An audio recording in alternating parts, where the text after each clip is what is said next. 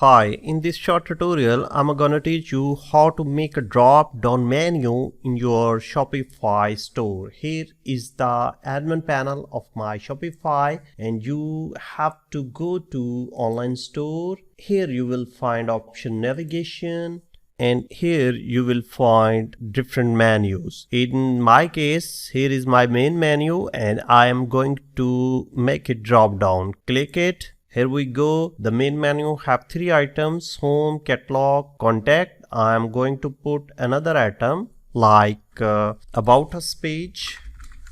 Here we go. Click this and add. You can see our about us page is here now. If we want to make all three items as a drop down options, then you have to click these dots and drag it little bit right. Make this drag little bit right. You can add it here. You can add it here. Just dragging with mouse, you can easily make it drop down. Save menu. Now visit the store. You can see our menu has become drop down. Thank you very much for watching this short tutorial. Keep watching the next one.